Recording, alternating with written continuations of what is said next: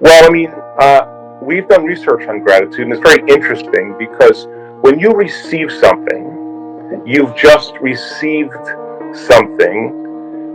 When something's happening to you or something just happened to you that's favorable, you feel this feeling of gratitude.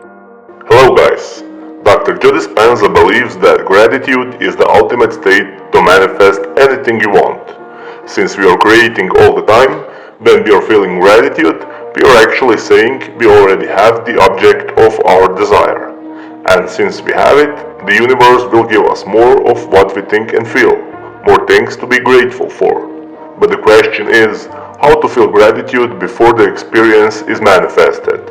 You should hear what Joe Dispenza has to say about that. Before I leave you with Dr. Joe Dispenza, if you love his work and you don't want to miss my new videos, hit that subscribe button and the bell button next to it. Enjoy! So the emotional signature, its signature emotionally means something just happened to you or something is happening to you. So your body is so objective that it doesn't know the difference between an experience in your life that creates an emotion and an emotion that you can fabricate by thought alone. To the body, it's so objective, it's exactly the same. So when people start to feel gratitude, their body is believing that something favorable is going to happen to them, that is happening to them, or has already happened to them. The emotional signature of gratitude is the perfect signature or the state of energy to receive. So when we begin to embrace our future and we feel gratitude for it, we will believe that future is more of a reality because it's equal to the emotion that we're experiencing, but we're feeling the emotion before the actual event occurs. So gratitude, in a sense, you could use it to elevate your energy. And when you do, just 10-15 minutes a day, you'll strengthen your immune system by 50%. Wow. Just by having gratitude for 10-15 minutes. Yes, because your body starts to put energy right in your heart center, and there's a gland in there that we talked about in your show called the gland that has an endocrinological aspect and an immunological aspect, and it begins to signal chemicals that tells your T cells, strengthen, you got energy to like modify and create more receptors for anything coming out. And now your inner environment is doing that, and your T cells make these antibodies, these immunoglobulins that are the body's natural flu shot. It's proteins that protect cells, especially immune cells. And now you have an internal army, an internal order that will be greater than the environment. And now you have strength, and you, from a suggestibility standpoint, you only accept, believe, and surrender to thoughts equal to your emotional state. So if people are in fear, then the information that comes in equal to fear, they will begin to resonate with or relate with because it's equal to that emotion. So they'll accept the information, they'll believe the information, they'll surrender to the information without ever analyzing it. It programs us into certain limited behaviors. So then when you feel gratitude, the thoughts that you think, the dreams that you create, the behaviors that you demonstrate, you begin to feel the future. Now something else happens. You start creating a huge change in the information, and you program your autonomic nervous system to program your body to become that future. And people are doing it. In other words, I can tell you without a doubt that if you're analyzing your life right now within some disturbing emotion, that 100% of the time you're going to make your brain worse. You think about your life. If you're stuck in an emotion, like you're frustrated, you're angry, you're fearful, resentful, and you're thinking within that emotional state. In other words, you can't think greater than how you feel. That means then you were thinking in the past because those emotions are a residue of the past. So we see people in the process of change that are analyzing in duality or polarity. That kind of drives the brain into higher states of arousal and further away from true change. So we've done thousands and thousands and thousands of brain scans, and we now know that there's a formula to create greater brain coherence, greater brain efficiency, to make your brain work better. And when your brain works better, you work better. At the same time, it requires a clear intention and an elevated emotion to begin to change your energy and to change your life. And nobody changes until they change their energy, right? So then, how do you get a person out of resentment, frustration, into joy and freedom? Why would they feel grateful or joyful or free if the experience hasn't happened? So most people are spending the majority of their life waiting for something out there to take away their emptiness or pain or the resentment in here. Well, if they're waiting their whole life in separation or lack, then and we create reality, then the lack is driving certain thoughts, which is creating more separation and more lack. So teaching people then to begin to condition their body emotionally before the evidence takes place in their life is breaking a significant habit, right? So instead of living by cause and effect, now we're beginning to cause and effect. So the moment you start feeling whole and grateful, we now know your healing will begin at that moment. Yes. The moment you start feeling worthy and abundant, your wealth is coming. You're generating a certain amount of energy, a certain amount of wealth. And so how does someone feel worthy, though, if they've always been told they're not worthy? Yeah, well, so... Well, that's the story they tell themselves. Yeah. Like, I'm not worth it because Yeah. she didn't say yes when I asked her on a date. Right. Because he broke up with me, because I got fired, because my parents left me. How am I worth it when there's so much evidence or story around a negative thing? Let's stop telling the story of your past and let's start telling the story of your future. And people who aren't defined by a vision of the future, for the most part, are left with memories of the past. Your brain is a record of the past. It's an artifact of everything you've learned and experienced to this moment. So most people wake up in the morning and they start thinking about their problems. And those problems are memories that are tattooed in the brain that are associated to certain people and things at certain times and places. So the moment the person wakes up clean slate, they start thinking about the problems they're thinking in the past. If you believe your thoughts have something to do with your destiny, well, there's a possibility that your past is going to be your future. Every one of those problems has an emotion associated with it. So then the moment you start recalling the problem, you start feeling unhappy. Now your body's in the past, because thoughts are the language of the brain and feelings are the language of the body, and how you think and how you feel creates a state of being. So people reaffirm their identity based on the past, right?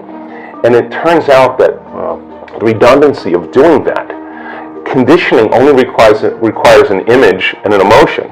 And most people are unconsciously conditioning their body into the familiar past, into the known. So now if you're in the familiar past and in the known, you're going to crave the predictable future. Right? That's the known as well. And there's only one place where the unknown exists, and that's the eternal present moment. That's the sweet spot, the generous present moment. So you gotta labor to get that person beyond the emotions that keep them tacked or anchored to the past. And yes, it takes an effort to do that, but if you keep working with the formula, you'll reach that elegant moment where there's a liberation of energy. And now your body, as the unconscious mind, the objective mind, is not believing it's living in the same past experience 24 hours a day, because you're liberating the body from that emotional state.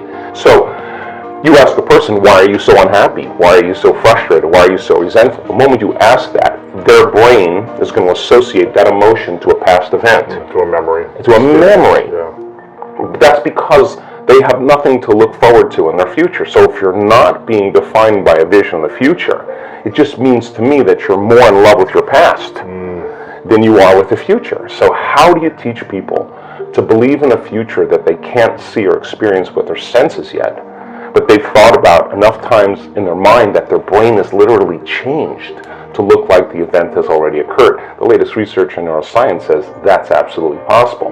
We know that. And how do you teach a person to select a new possibility in their future and begin to emotionally embrace that future before it's made manifest, to such a degree that their body, as their unconscious mind, is believing it's living in that future reality in the present moment, and they're signaling new genes in new ways ahead of the environment. Now, till their body begins to change to look like the event has already occurred. We've proven that that's possible. Now think about this. So the more you think about your desired future, the joy, the gratitude, the the feelings you want to have that are more positive, the more you think about it as a future thing happening, the more your body shifts now. Exactly. So your body is believing it's living in that future reality in the present moment. Now think about this.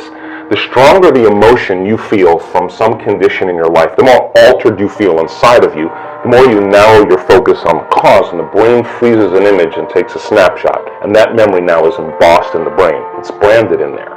So then people think neurologically within the circuits of those past experiences, and they feel chemically within the boundaries of those emotions. And the stronger the betrayal, the stronger the trauma, the more the body's living in the past, right? So how do you reverse that? So now, if you truly got passionate about a future, we've all done this. You get a wild idea in your mind, and you start holding on to that vision, and you're preoccupied with it. All of a sudden, the thought in your mind becomes the experience, and you start feeling the energy of the future. Now, the stronger the emotion you feel from that vision, the more you're going to pay attention to the picture in your mind, and now you're remembering your future. And vice versa, the stronger you pay attention to the feeling of the past pain, you're going to create the pain in this moment. Exactly. So it requires a coherent brain, and we now know that there's a formula for that, and we've got beautiful research to show that people can do it. They just have to practice. And it requires a coherent heart, because resentment, frustration, impatience creates a very incoherent heart. And when that heart becomes incoherent, you stop trusting yourself. There's no energy there. You stop trusting in your future.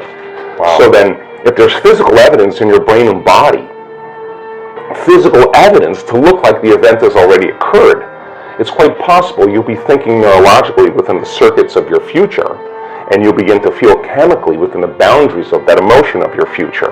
And how you think and how you feel is your state of being.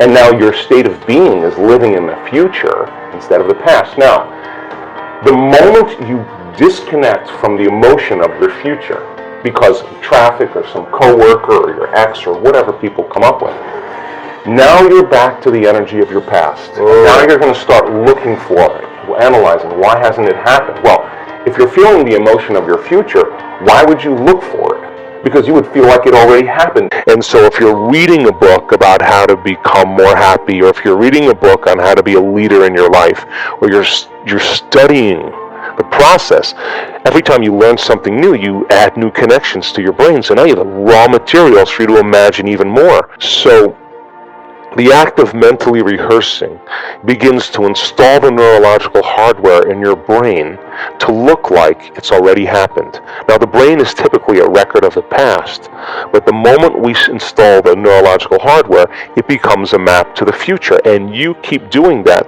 the hardware becomes a software program, which means you start thinking like a genius. You start acting like a happy person because there's no mystery there, because you installed the circuits. And then these people didn't wait for their wealth or their health to feel gratitude and to feel empowered or to feel love, a love for life. They began to feel those emotions ahead of the experience. And their body, as the unconscious mind, doesn't know the difference between the experience in their life that creates the emotion and the emotion that they're creating by thought alone. The body's believing it's living in the future, in the present moment. And the stronger the emotion that they felt, the more they're going to pay attention to the thoughts they're thinking. And now all of a sudden, they're changing their biology from living in the past present reality to living in the future present reality. And I was so intrigued by this process that I went back to school to study neuroscience, because it was the answer. So then the last thing they had in common, which I thought was so amazing, is that in the internal process of rehearsing and imagining, they had long moments where they lost track of time and space. Where when they opened their eyes, they thought it was maybe 15, 20 minutes later, or it was an hour and 15 minutes later. And when we get into the present moment, Humberto, there's a moment where you lose track of yourself. You forget about yourself. And only in the present moment do you have access, according to the quantum model of reality, to other possibilities. And when you're truly in the present moment, the generous present moment, that's the moment then that you are no longer living in the familiar past or the predictable future. And in order for us to change, I realized that we have to get beyond our environment. And what's our environment made of? People, husbands, kids, bosses, objects, things, places. You got to get beyond your emotions, your body, your pain, your disease, and you got to get beyond this concept of linear time. So when we get beyond our body, our environment, and time, we become pure consciousness. And now that consciousness can begin to connect to the consciousness of the field. And all of a sudden I realized that when people are nobody, no one, no thing, no where, and no time, that's the moment. They're no longer a face, they're no longer a culture, they're no longer a skin color, they're no longer a mother, they're no longer a grandmother, no longer a doctor, an attorney, they're no longer a nurse, they're pure consciousness. And that is the element that we begin to connect to something greater. So I wrote a book about it, and then I wound up on this documentary called What the Bleep Do We Know, and that became an overnight sensation. And we did all these conferences, all the scientists all over the world, and at the end of every conference we had panel discussions. And I started listening to the people's questions during those panel discussions, and they asked really three important questions. How do we do it? Which is a good question. How do our thoughts affect our body or our life? Second question, if our personality creates our personal reality, and it does, and our personality is made up of how we think, how we act, and how we feel. In order for me to change my personal reality, I have to change my personality. Why the hell is it so hard to change? I thought that was a really good question. And the third thing was, what do you do? So I started teaching these Friday night, all day Saturday events, and giving people the understanding of brain science and brain waves and the quantum model, and showing them pictures of neurons connecting and disconnecting, what neural nets are, and how the brain works, and what focus concentration looks like, and begin to create something where people could really begin to practice at home. And basically I said, okay, well, if these are the four principles that these people used in my first book to heal based on my investigation, it should work for sick people or normal people. The process is exactly the same. We got to unlearn and relearn. We got to break the habit of the old self, reinvent the new self. We got to unfire and unwire and refire and rewire. We have to prune synaptic connections and sprout new connections. Unmemorize emotions stored in the body, and then we have to recondition the body to a new mind and to a new emotion, to stop signaling the same genes in the same way and begin to signal new genes in new ways, to pull our attention, our energy out of the familiar past and begin to invest our attention and energy into a new future, to go from the known to the unknown. So the model was built, and we started doing these workshops all over the world, from Australia to Mexico to Colombia to Canada to the United States to South Africa to all over Europe. We were teaching these events, and to be honest with you, the first year I didn't see many changes. We saw some people be happier, a greater sense of well-being. But no real breakthroughs. But at the end of these introductory level courses, people would ask, can you teach another level? So I taught a level 2, and then at the end of that they said, can you teach another level? Then we taught a level 3, and then they said, can you teach another level? And I said, I don't know anything else. I ran out. But right around that point, I started having some really profound mystical experiences. Those mystical moments were so profound that I couldn't go back to be Joe Dispenza again. And all of a sudden, I realized that every time I had one of those mystical moments, the first thing that I came to when I came back to who I was I have this all wrong. Like some layer of conditioning, how we're so unconscious to how we view the world. Some layer, some veil was lifted. And then all of a sudden, I got very passionate about the mystical, and so we started teaching a level 3.5. And then right around this time, all of a sudden, people started sending the emails in. My God, I was diagnosed with this condition. I was trying to get this job, and I changed my energy. I changed this, and I started doing the work, and my body's healthy. Here's the blood tests. Here's the scans.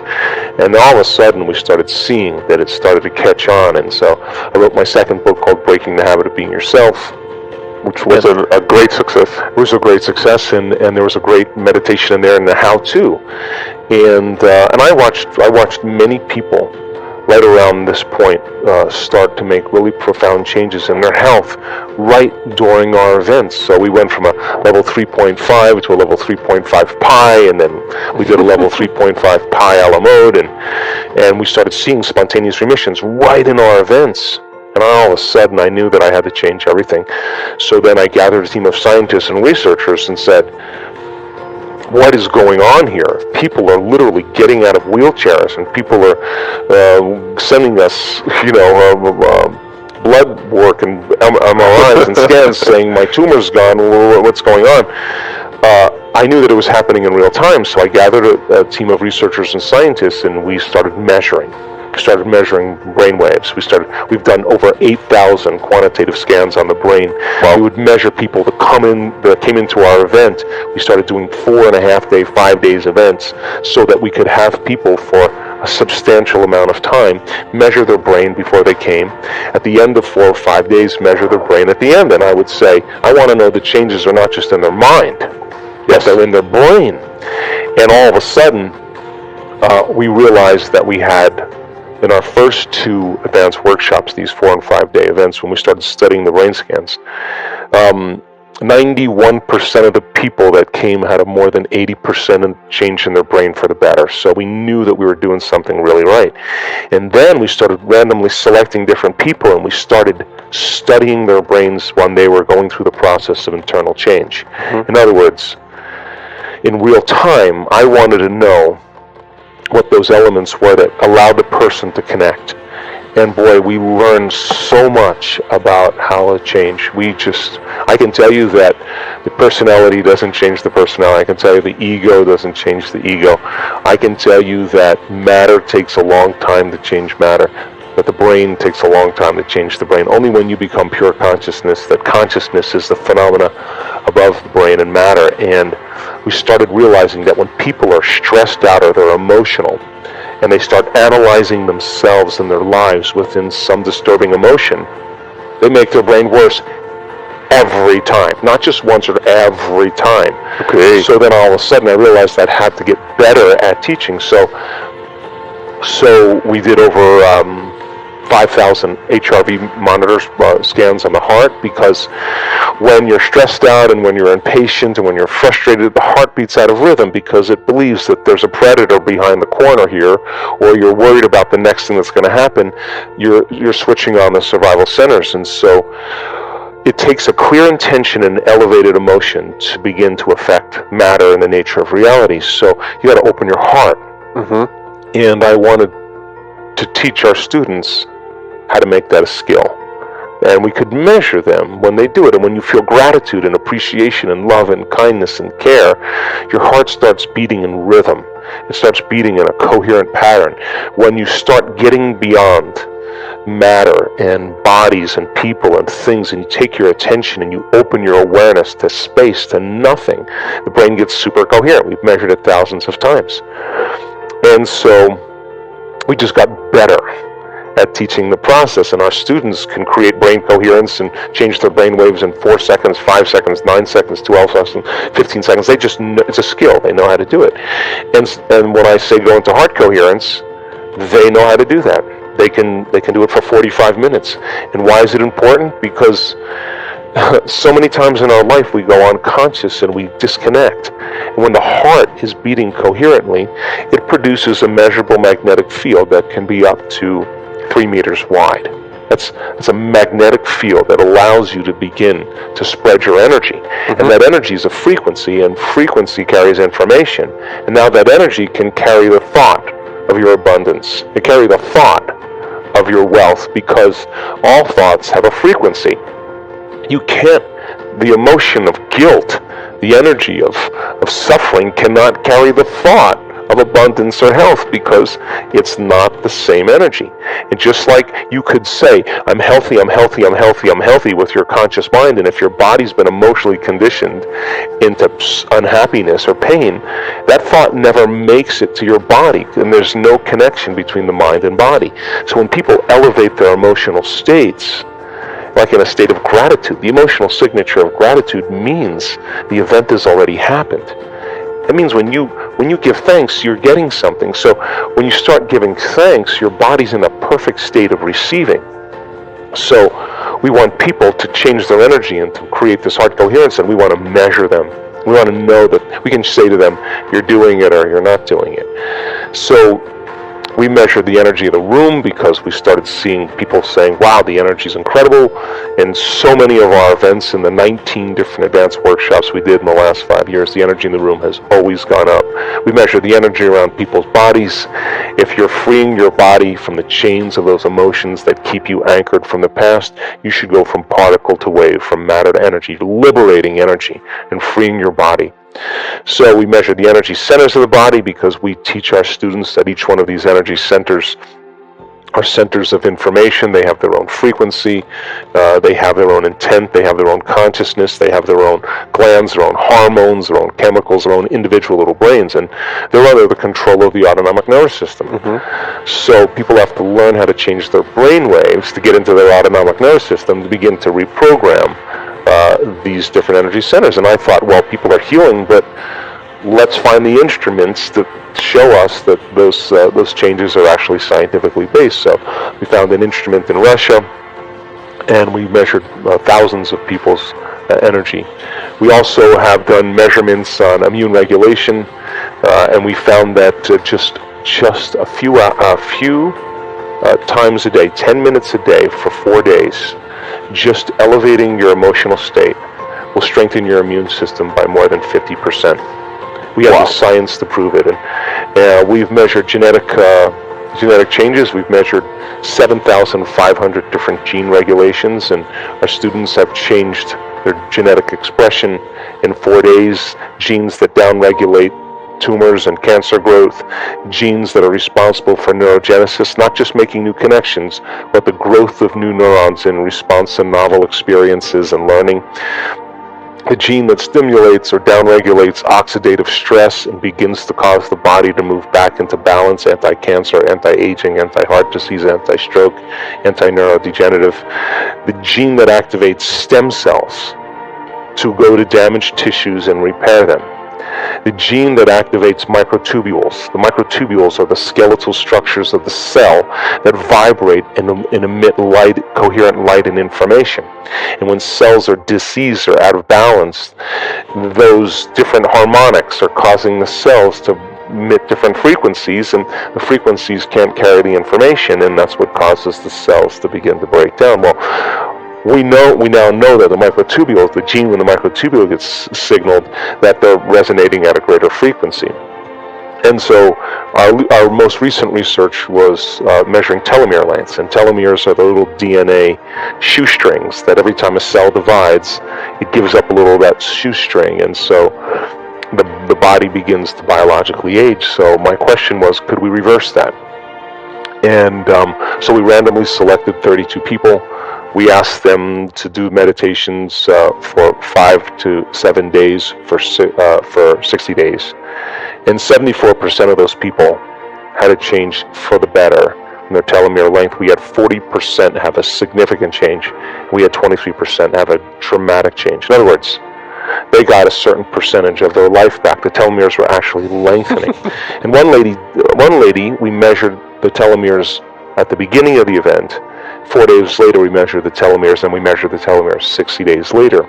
The scientist said to me, you're not going to see any changes in telomeres 4 days later, because telomeres, as I understand, are it's like hair or fingernails. They take time to grow. But I said to the scientist, well, we're witnessing people get their hearing back in one meditation. Really? Well, not once, not twice, not 3 times. We have people with skin rashes come out of a meditation, and the skin rash is gone. And they're getting a biological upgrade. So I said, well, if it's happening in no time, it's not a Newtonian phenomenon. It's not matter changing matter. Like, we're talking about energy changing matter, which is a quantum phenomenon. And I said, if that's happening, is it possible that their telomeres could lengthen in a very short amount of time? And he paused for a long time, and then he said, I think it is possible. I said, well, I'm willing to spend the money to see if it's true. And we had one lady lengthen her telomeres in 4 days. which is really, really significant. Wow. So anyway, I gathered all this data, and I wrote a book called You Are the Placebo, Making Your Mind Matter, and I thought, well, hell, if you understand the science of the placebo, giving someone a sugar pill or a saline injection or performing some false surgery or procedure, a certain percentage of those people will accept, believe, and surrender to the thought that they're getting the real substance or treatment, and they begin to program their autonomic nervous system to make the exact pharmacy of chemicals equal to the substance they think they're taking. Now, that's not light dinner conversation. That means then that pill, which is an inert substance, is a symbol that represents a possibility in the quantum field. And they begin to think about that possibility called getting well. And a certain percentage of those people will begin to feel optimistic, enthusiastic, excited, inspired, and they're combining a clear intention with an elevated emotion. And they're beginning to reprogram their autonomic nervous system. I mean, think about it. Over 80% of the people that are in a depression study, brain scans before and after, 80% of those people have a significant change equal to people that are actually given the real substance. The people that are given the placebo, that means 4 out of 5 people are responding to the placebo just like an antidepressant. The brain scans at the end of 60 days show a dramatic change in their brain. That means they're making their own pharmacy of antidepressants by thought alone. Yes. So I thought, well, once I understand the dynamics, the science of the placebo, can I teach it? Well, it turns out that our students are able to do it because you don't need the sugar pill or the saline injection to combine a clear intention with an elevated emotion. Instead of selecting a known like a pill, select an unknown in the quantum field and keep revisiting it until you biologically make it known. And do it over and over again until you begin to program the gene to begin to express itself.